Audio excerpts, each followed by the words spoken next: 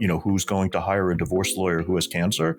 So he kept it quiet, and I was functional. I was outwardly in good health, but this disease was progressing.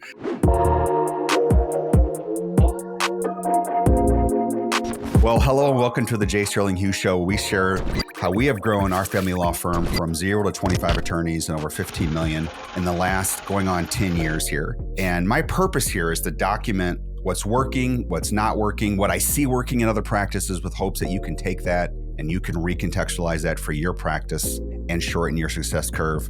And I have a guest today. I'm excited. I've been looking forward to this all week, James. So James Joseph from Long Island is an attorney in Long Island, a family law firm, a very successful one, is my guest. And James and I met, on LinkedIn somehow, James, and you asked me a question. I said, hey, why don't we get on the phone and talk? We talked, had a great conversation. In the course of that conversation, James shared with me just an incredible story that I wanted to share with my audience. I wanted to hear it again, even selfishly a little bit, and also just kind of peel back a little bit on what you went through and how it repositioned your practice.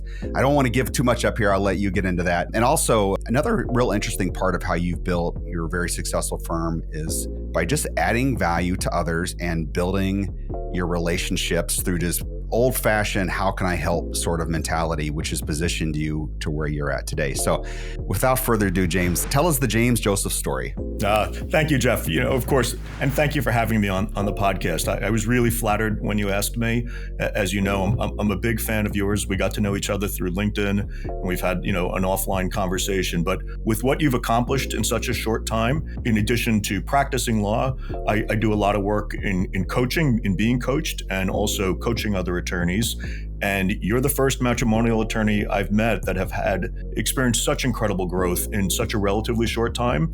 And what you're sharing now, what you're doing for the legal community and specifically the matrimonial law community is incredible. Every week, whenever you drop a new podcast, I can't wait to hear it.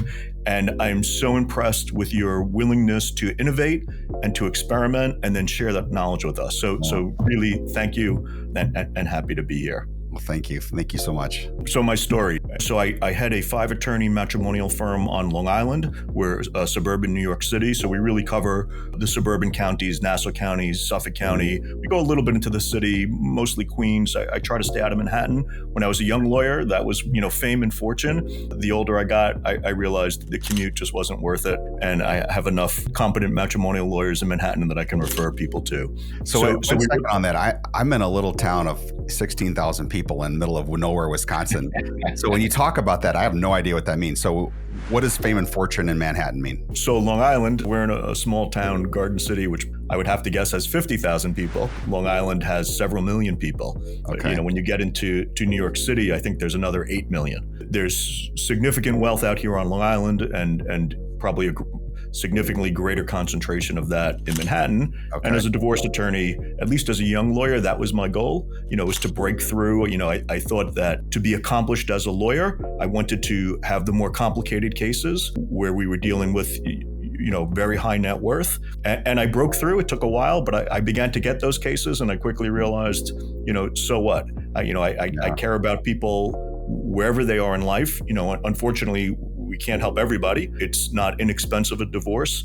And so that does limit our ability to help, society in general. So these days, we still have, a spattering of those, really ultra high net worth clients. And then, middle class, upper middle class people, which on Long Island, in this region still means they're making a pretty significant amount that probably most anywhere else in the country, they'd be very well off. Yeah, interesting. So you decided that you didn't want to pursue that route. You wanted to stay home. So when did you start your practice and kind of what's the evolution of the build to get where you're at now? I graduated law school in '93. I had a couple of jobs in my first 5 years of practice. One of the more influential positions I held was with an attorney who's sadly now deceased, but really one of these larger than life figures who led a very frenetic life and a frenetic practice. It was a relatively young and growing practice. He was very active in all sorts of nonprofits, so he served as a great role model for me. He was active in Kiwanis. I think I don't know if he rose to the state level where they're the governor, but I think at least on a local level, he rose fairly high.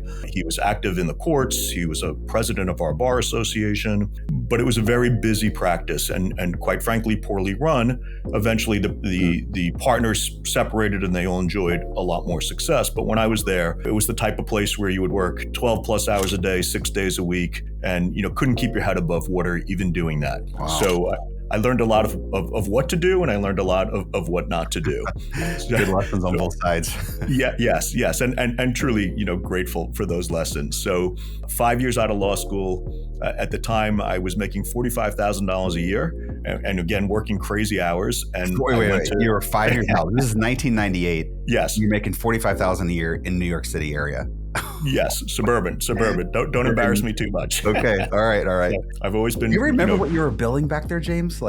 So that's another great part of the story. Okay. So the senior associate, so I started there, I was 2 years out of law school. Okay. The senior associate was 3 years out of law school. So I said to him, I've never billed hourly before. How does this work? He said, well, if you work a 12-hour day, the goal is to hit 4 hours of billable time. Okay.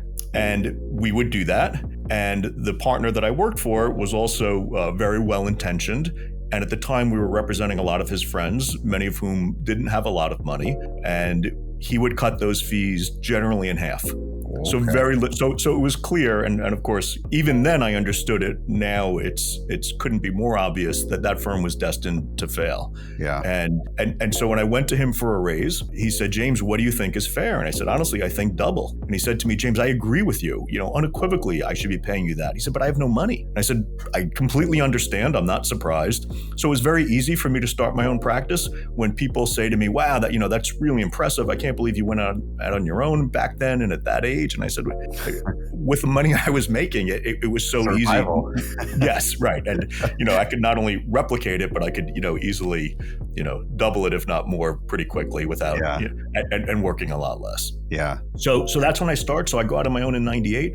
So it's been just over 25 years now that I've been on my own and just over 30 years as an attorney. Wow. So you started off solo, I'm guessing, right? Yes. Or you take on a partner. Okay. Solo. No, solo. When did the second attorney join and kind of what's the steps that you took there? Yep. So it took a little while. I was well networked. I've always been active in my community. When I was younger, I was a volunteer fireman. Because of the attorney I worked for, I got involved in Kiwanis. I was involved politically for a little while. And so I knew a lot of people. I had a lot of connections. My wife was and now is again a prosecutor. In the office here, they would start at the time, I think in her class, there were probably 30 attorneys. We all became good friends. And when they all started going out on their own, they would do 1 or 2 matrimonial cases, realize they hate it, and refer it all to me. Yeah, okay. So my practice grew quickly. Oh, and, wow. and as you said in your opening comments, it's the old-fashioned networking. That's how we always did it. Back in the day, no one advertised, and and if they did, it would have been frowned upon. So I have some remnants of those old school hangups, which I now know are completely counterproductive and not good for anybody. But the practice grew. When did I hire the first attorney? I'd be guessing, I would say maybe 2 years into it, I hired an attorney. So we were growing fairly rapidly. It was going fairly well. I remember bringing on a second associate at some point. So things are good, and I'm developing a great reputation, and we're getting great cases. I have a very high-profile case in Manhattan early on, where I'm in the newspaper, and getting the fame that I sought and the accolades, knowing that I was doing a good job for my clients. But again, I began working crazy hours, and unfortunately for me, not being motivated enough by money, which I realize is really a bad thing. That's, I think as lawyers, many of us often feel that, our job is to save everybody. And long ago, I learned that when we try to do that, we'll go down the same path that the firm that I worked for went down. Yeah. We need a living wage. We need to be able to pay our staff and our team, and clients, need to pay us for the work we do. But at the time, if you don't have a healthy firm, you can't serve anyone. So what good are you at that point? Totally. Yeah. And I'll tell you, Jeff, I learned that lesson early, but it took me a long time to live it and to really absorb it. James, I suffered from that, and I still feel that well up in me today. I mean, I still felt all the time of that feeling of just devalue yourself and what you're doing for your client. And then that puts you in a position where you can't help other people because at that point you get tenuous and desperate, even in some cases. And that's the thing we fight most when we bring in new attorneys is that. And I instinctively think the best ones have a lot of that in them because they care, right? And they're so empathetic. They want to help everyone. So interesting. Yeah, so right. So a tough thing to balance. And I'll share often when I, as you know, I've been posting pretty regularly on LinkedIn and having a lot of fun with it. And I often think when I'm posting that it's forcing me to walk the talk and remind me of where I came from and how important these changes and this evolution has been for myself and my firm and our clients. Yeah. So that's been an enjoyable benefit to the LinkedIn community and the world that we play in. I have felt some of the same stuff, and it comes from me because you're documenting your life, and now you got to live up to what you're documenting. You got to be consistent. So it really forces authenticity and consistency into your life. It really does. It's crazy how that works. I didn't anticipate that whenever I started posting on LinkedIn and doing the podcast and all that. Yep, same. And then I'm finding that it's a nice way for me to gain clarity and to communicate with my team. Yeah. So by working on a post, I'm then able to take that and really convey to the team clearly, what's important to the firm and why. And so that's been very beneficial as well, which has been fun and valuable. Yeah, that's a great point because I feel the same thing. Whenever I put something out, I know people at my firm are going to be listening. And if I'm saying something different to the public than is actually going on, I'm going to get called out or I'm going to lose tremendous respect if they don't call me out on it. So Yes, well said. Yeah. It's interesting. And again, through this LinkedIn world, I'm meeting people like you and so many others that are, whether they're coaching or whether they're just sharing, their knowledge and what they're doing, that didn't exist in the 1990s. There was really, no way to get that information. And I often thought, when I started my own firm, I thought, well, I'll be a better business person than the guys I worked for because they did a terrible job. But to the point that, we're both making now, the pull of the desire and the obligation to help people, can make that difficult to do the business properly. And so I happened to read about a management consultant, Atticus, that's still around. I think it was the New York State Bar newspaper. And they had done an article and I kind of latched onto that. And for 20 years, I've coached with them. And that really changed my trajectory and really helped me through some difficult times, where I was in a place where it would have been very hard for me to figure out how to move forward. And I had the benefit of a coach to serve as a sounding board, to offer advice and to hold me accountable. Yeah. Back when you started, that was almost not a thing. Right. I think there were really 1-2 companies in that space. Yeah. I remember when I first started in 97, I never heard of that. It was like so foreign, never crossed my mind. So let me double tap on that hard times, because I know you went through some real harrowing years. So maybe you can just start us off on how did that happen? How did you get there? I'm very comfortable having these conversations. I always feel the need to acknowledge that we all have struggles and that the older we get, in all likelihood, we're all going to face some really difficult things.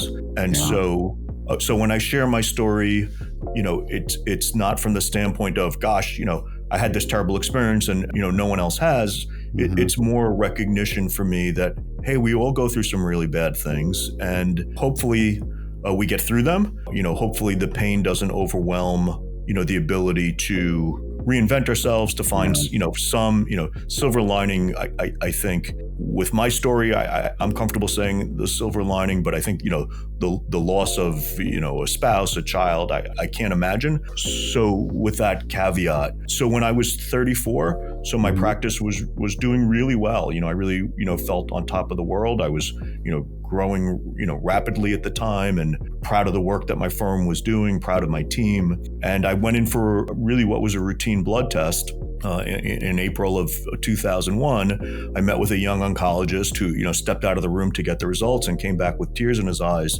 to tell me that I had leukemia. So that was something. I was in great shape. I was in great health. It was completely unexpected. My wife at the time in 2001 was 7 months pregnant with our second child. Wow. So I can picture, I'm looking out over the parkway that I take home from my office and that I had to come down coming back from the doctor's office. And my wife was calling incessantly because she had been very concerned. Her father had died a few years earlier of cancer and I had no concern. I was truly that maybe immature, overly confident, nothing can happen to me kind of person. And of course we all know. You were by yourself at the doctor's office. Didn't expect I was. So the doc had no expectation. The doc came back and said, "Hey, I got bad news. You have leukemia." Yes. How did you get the information to your wife? Because she wasn't with you.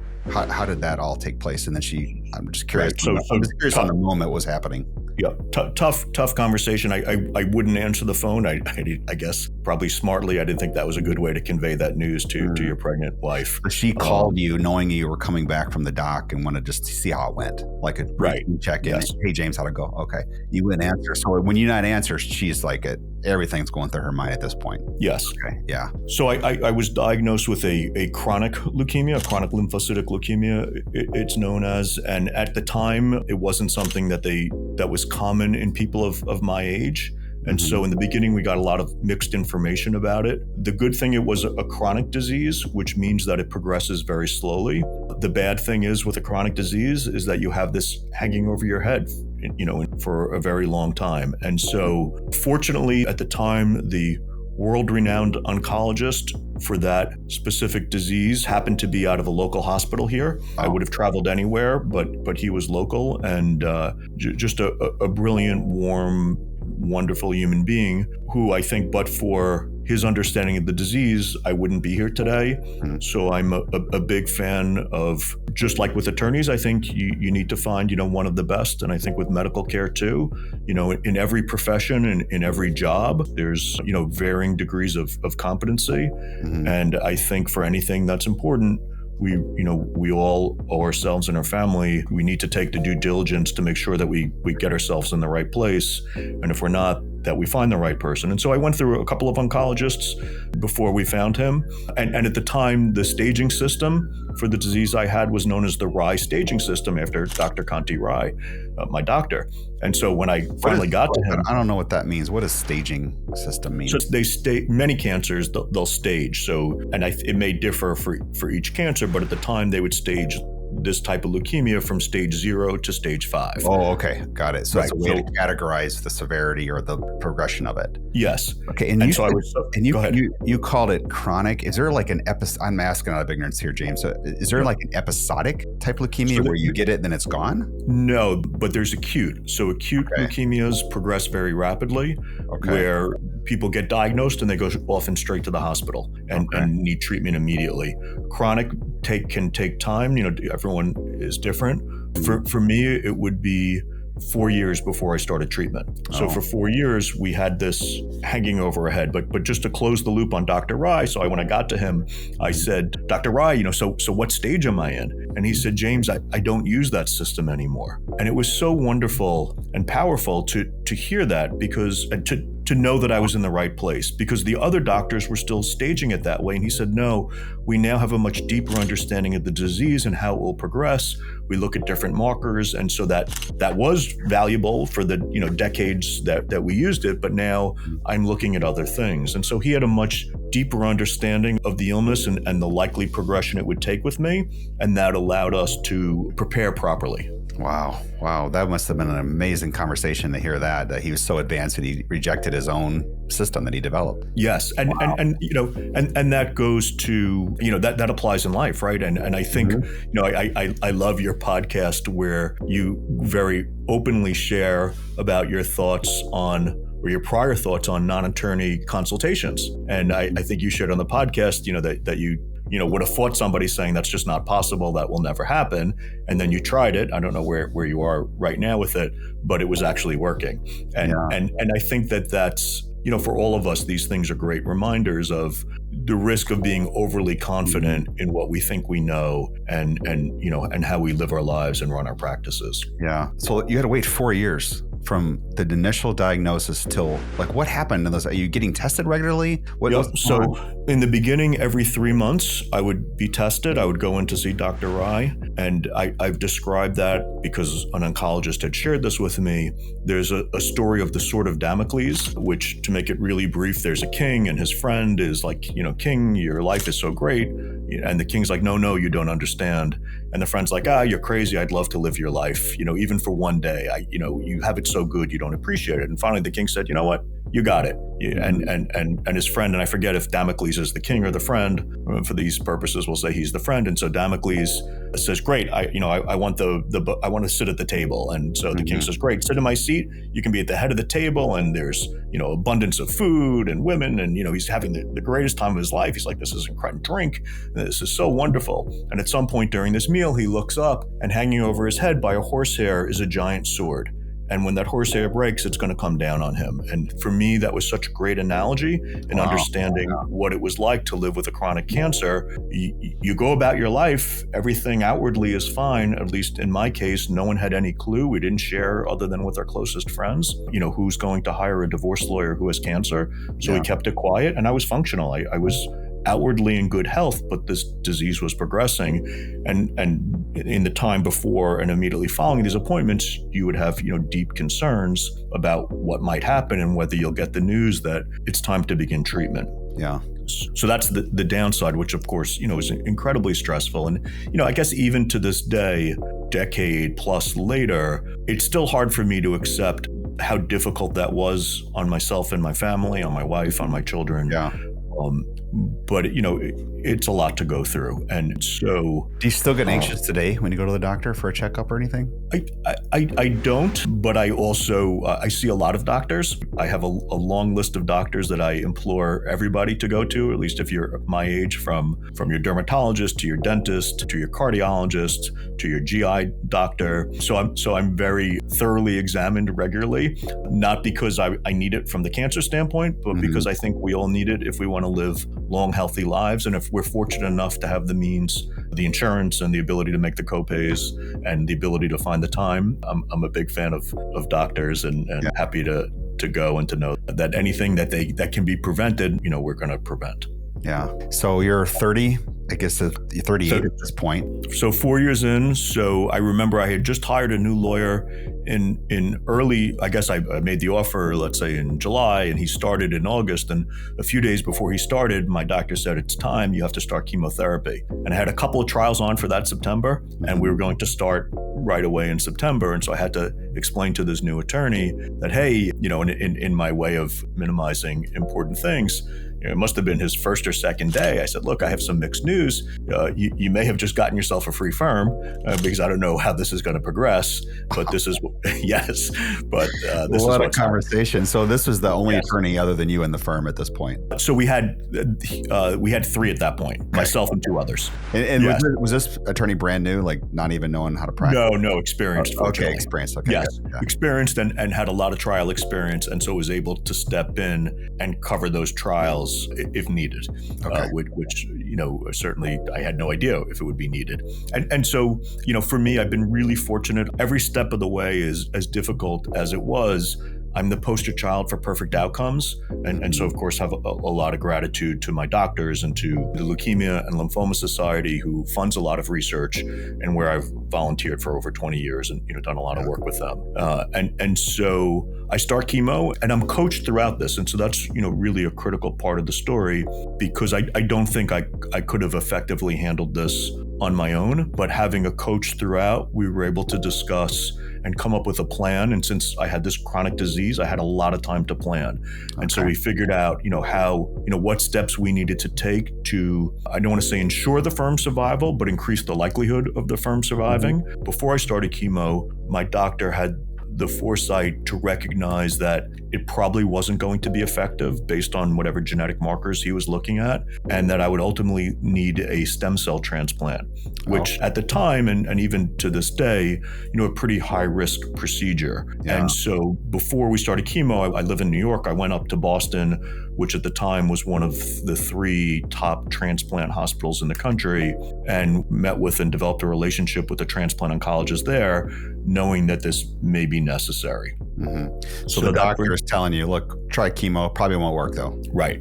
We'll give it a shot and let's see what happens. And so, and as he expected, the chemo worked short term. And so they were able to knock down the disease, but it would come back very quickly. Yeah. And so we tried that a few times, and the doctor's position was, look, you're a young guy, and so far you're fortunate the chemo's not negatively impacting you, but I can't give you, if I give you chemo every year at 35, you're not going to last very long, and you're not going to have a good quality of life. So in December of 2006, we made the difficult decision that was really the only viable option. And I say difficult because it was explained to me at the time that there was a 1 in 5 chance I would have a perfect outcome, but more likely I would either not make it, I wouldn't survive the transplant itself, or I would have long-term, if not lifelong, significant side effects.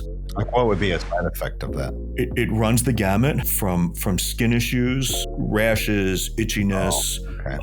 A friend that I made through that community, who was a year older than me and went for his transplant a year later, was never able to return to work. His eyes remained dry forever. I think he ended up with other cancers. They had to remove part of his tongue. I mean, he really went through hell, kind of a heavy thing, at the time. And again, maybe with my coping skills is to always see the bright side of things. And I think that's healthy, but I think it can also be unhealthy. And I've recognized that it's important that we, that even though somebody can always have it worse, that we still allow ourselves to, I don't like wallowing in pity, but we should allow ourselves to feel for ourselves and our family, and to recognize, whatever it is we're dealing with is heavy. It's our life, and we all deal with, very real, difficult things that, can be a struggle. So in December, I was told that we needed the transplant, and agreed to it. But then they have to find a donor, and, the stars have to align, because the donor has to be in good health, and there's, all sorts of timing issues. So from December through June, we were waiting for those stars to line up. And I was told, you'll have 2 weeks notice, and we'll give you a call. And in 2 weeks, pack your bags and move to Boston. Say goodbye to your children. And, so that was, of course, heavy. Yeah. So a stem cell, is that where they have to go into your spine and for the healthy donor take like bone marrow out or something? Am I thinking of that? So that's one way it's done, and I don't know if it's still done that way. And even back then, much more common is they give the donor a drug to release the stem cells into your peripheral blood, into your bloodstream. So the stem cells are in your bone marrow, and that's where your blood cells form. But they can give you, it may be an injection, it may be a pill that will cause your body to put those into your bloodstream, and then they can hook the person up to a machine that will basically the blood will circle through, and it'll pull out the stem cells, and then the remainder of the blood will go back into the donor. So for the donor, it's a tremendous gift to do this. It certainly is an inconvenience, but it's not. There's no, as I understand it, there's no risk to the donor, and I'm here because a donor said yes. So my children have. Did you ever meet your donor? I did not. So we did exchange letters, but for various reasons. It was a woman who lived overseas, we never connected, but we exchanged some lovely letters. Yeah, I can imagine. Oh, it makes me get emotional thinking about that. Yes. Okay. So you get the call, you have to go to Boston and pack your bags, and what was saying goodbye? What was that like? Yeah, brutal. So my kids were very young. We had, through our work as divorce lawyers, we know a lot of psychologists, and I consulted with a number of child psychologists on how to handle the conversations with them and what to say. And in many ways, we were fortunate. My parents and my mother-in-law lived very close by. My brother-in-law was in Manhattan with, I don't know if he was married or with his girlfriend, who he's now married to at the time. But, everyone rallied and moved into our house, and took turns to take care of the children so their lives wouldn't be, disrupted any further. Yeah. But I didn't know whether I was coming back. So and they were 6 and 8 at the time. So these experiences impact everybody. And I think who my children have become, this is part of their story. In many ways, since it worked out, I think it's been it was a maybe not a healthy experience at the time, but developmentally a good thing for them. And so, we all understand the fragility of life. We all understand that in a moment, life, our lives can be really good, and in a moment everything changes. And I'm 57 now, and I'm reminded of that all the time. With people my age in my circle, outside of my circle, dying in their sleep. A friend of a friend passed away this past weekend, 51, leaving behind 2 children in college. I mean, just a brutal story. Wow. And so I think my kids were forced to mature maybe sooner than most.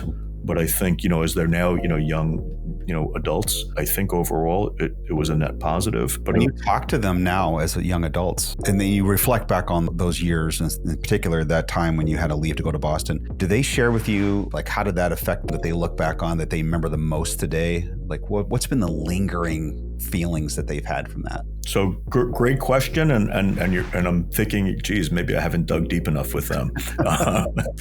They have fond memories of visiting family friends up in Vermont. Okay, who took care of them in our we can absence. party. Okay, no. Yes, and then and my youngest, who I guess I don't know, she was kindergarten, first grade at the time. The school knew, and so she shares how she could just raise her hand to go see the school social worker, and the school social worker shared when she graduated elementary school in 6th grade how much she loved our younger daughter and how much fun it was, because she would just come in and they would play games. She wasn't particularly upset, so I don't know how much at the time she understood. I think the older her. Yeah.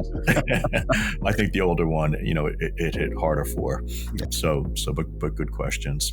So, and again, so the coaching, and I know that's not where you want to go with this, but maybe it's just easier for me emotionally, even all these years later. So the coaching was really helpful, and so we were able to figure all that out, but that's, I guess, another story for another time. So we moved to Boston in June of 2007. July 5th, I was transplanted of 2007. My license plates last year, I got personalized license plates for my car, and they look like any other New York plate. It's in the same format, but it says SCT 7507, and that is to remind me of how fortunate I am every time I commute to work. I see my car, stem cell transplant, July 5th, 2007. Wow, that's cool. That's really cool. Yes. Wow. So and I try to it's easy to get caught up in the day to day and in the things that we deal with, and everybody struggles, and I work hard to be grateful that I wake up and that I'm here. My wife and I moved to Boston in June, and it all went as smooth as it can go. Such a difficult procedure, and we're able to move back to New York in August. I did have to drive back and forth to Boston once a week initially. I couldn't stay in a hotel because you have no immune system. They really knock down your immune system. And so we would drive 3 or 4 hours each way. So those were long and tiring days, but it was so great to be home with my children. And I wasn't allowed back in my office. So I was out of my office beginning in June. I wasn't allowed back until October. And then I couldn't go really start seeing people and go back to court until the following, as I recall, May or June. So I was really, at that point in time, I was, up until that point in time, I had a full caseload. I ran the firm, but I also handled clients. And so that was something that we were worried about, that we might lose the firm, but because we had so much time to plan, and because I had, such great guidance, things worked out, and the firm, survived my absence, and here we are today having this conversation. What are some of the steps or moves you made to prep your firm for your 10, 12 month absence that you had? And you're not even really knowing when it was going to happen too, which was probably another layer of difficulty that you added to it. At the time, and really to this day, the bulk of the business is, it comes through me, so I guess I'm the rainmaker in the firm. And so that was a real concern, that if I weren't here, people would stop sending us business. And most of my work, comes from former clients, but primarily from other attorneys. And so while we kept the chemotherapy quiet, when it came time for the stem cell transplant, I reached out to my better referral sources, the ones that sent me, significant amounts of business, and I had developed a personal relationship with them, and shared this story, which of course, is a heavy story for people to hear. I remember one attorney who I, really admired, who was 15, 20 years older than me, and he said, "James, remind me never to play cards with you because you can really, keep the secret, hide your hand." So I explained to them what was happening. They knew the other attorneys that worked for me. I explained, we had scripted it out with my coach, not that I read a script to them, but we had thought it through and explained to them that, look, I'm asking you, please, don't give my name, give the other lawyers' names in my firm, in my absence. And the business kept coming in, which was great. We worked hard. These days, I think, so many lawyers, at least those with more established firms, are really attuned to the need to sell the firm rather than themselves, because that's better for everybody. And I really believe, done right, it's better for the client. At the time, that wasn't the mantra, of the legal community, but that's what we did, and we worked really hard at that. I do remember getting a camera for my computer but certainly I don't believe Zoom existed back then. No, I'm not sure how we, yeah. yes. So, when I was up in Boston, I think once a week I would call in, but it was more, and my poor staff, right? It was I don't know that stressful. any video conferencing was really valid back then. GoToMeeting, remember that? Yes. GoToMeeting? Yes. GTM? Yes. And I don't think that was even around back then. Right. Yes. Way before COVID. I did have a camera. I'm not sure, and I don't even know if we, maybe we tried. We did use it with the girls a little bit when we were up there. I don't know what program or how that worked. Yeah. So there was only so much we could do. I can't imagine I was able to log into my computer. Maybe I'm wrong. Maybe I could. So there was only so much I could do remotely, and I didn't have the energy, quite frankly. Yeah. But we built a really strong team. I learned early on the value of delegating, and that was hard, right? As young lawyers, and so often we feel, we need to do it all. We're confident in ourselves, and maybe not so confident in other people, or just concerned that what if they make a mistake? It's our reputation. And I had no choice but to break those habits and to make sure that I hired really good people that would support my clients. Yeah, I was going to suggest that, because you had the security in yourself that you can bring these good attorneys in. They're not going to run off with your referral sources when you're gone. So that positioned you well. Outside of the legal servicing, the legal needs of your clients, the operations of your firm, how did you divide that up and manage that with you being gone? So we were always heavily staffed. I always felt strongly that I didn't want my team to be overwhelmed. I always felt that was unfair to them, having worked in a firm where that was what happened. And so I always preferred to have excess capacity, thinking that would benefit my clients. I hated when I was at that firm before I started on my own. It really pained me to not be able to return phone calls and to not be able to get work done. So much of our day was spent getting extensions, getting adjournments, looking for more time on motions, on court appearances, because we couldn't get anything done. So as my firm began to grow and knowing what I was facing, I always maintained excess staff, for better and for worse. From a business standpoint, it's good for the client, but too much excess is bad, because then the firm's not profitable. Yeah. And so we, for many years, had a greater than 1-to-1 ratio of staff to attorney. So if there were 3 of us, there were at least 4 staff members. Oh, wow. And yeah, so we were heavily staffed, but it also, I've always treated people well. The people that worked out in our firm have always been people who are, really good, committed, believe in our mission, believe in our firm, and really want what's best, for everybody. Yeah. And so I had an office manager, bookkeeper. I had a paralegal who had started with me very early on and stayed with me until she retired. I think 17 years she was with us. And she got the culture. She understood what mattered. She understood why we did things, and she was very good at making sure that that things were done right and to the standards that I set, that everybody believed in. Were you able to manage your personal finances from the business through that period of time, even though you weren't working? So that was, again, when I left, we thought we could lose everything, including myself. And again, which is funny that I still can't keep offering up the positive. I said, well, at least, we have family close by, and, the kids will be fine, and my wife. At least we have a tent in the garage if we really needed it. Yeah. Yes. Which, we had a program at our bar association last night where they were really, as we finish up Mental Health Awareness Month, and they were really focusing on caregivers. And I was so happy to hear them say that, because it's something that we spoke about a lot. And one of the things that I learned is it's often harder for the caregiver than for the patient, because the patient, some can't accept it, but, I accepted that this is life, and I never went through the why me, things happen to everybody.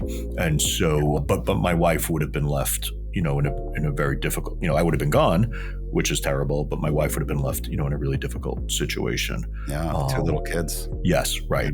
So we were prepared to lose everything. So we were prepared to lose me. We were prepared to lose the house, or at least I was prepared. Maybe my poor wife wasn't, or at least rationally I was, intellectually. And so, but things worked. I mean, it was really shocking, and my firm, was never particularly profitable. It's something that, it's only in later years that I've really begun to focus on that and recognize how incredibly important important that is. Again, for everybody's sake, we got through that no problem. I don't think I pulled money out of the firm during those 6 to 12 months, but I didn't have to fund the firm either. And I was afraid I would have to do that. Were you still drawing a salary during that time, or just went totally cold? Okay. As I recall, I did not draw a salary. I don't know if there was any money left over for me. I do know that I didn't need to contribute to the firm. Oh, that's great. And so that was, and I was still, young, and, my wife and I graduated law school together, and with significant student loans. She worked and now works again as a prosecutor. So she didn't make a lot of money at the time, but we were able to survive that. And again, that's, the benefit of a chronic disease. To the listeners, if you have a choice, choose chronic over acute, but it takes its toll. Wow. And so that really brings us to, if you've heard enough about that chapter, and if not, please dig deeper. It took years for me to recognize the impact that had on me and what's important to me and how I lead my life and how I run my firm. The older I get, the more I recognize what a significant impact that had, and is why I, probably in no small part, why I enjoy the soapbox that LinkedIn has allowed me to have. Because I feel for people, and I think, we're all struggling, and it pains me to see lawyers. Last night I was at this bar function, and an attorney who I'm friends with, shared with me how burnt out he was and how overwhelmed he was trying to help people that he couldn't help. And not because he's not a great lawyer, but because, their situations are such that a lawyer can't fix them. Mm-hmm. And to see somebody in that pain, we can't completely avoid it, but we can do a lot to protect ourselves, for everyone's benefit. And so, so I paid a lot of money to learn those things with 20 years of coaching, and I'm happy to share as much as I've learned, with the hope that it makes, someone else's life easier and raises the bar for our profession. Well, my post-college and post-law school education has been infinitely more expensive than college and law school. So I've had to learn.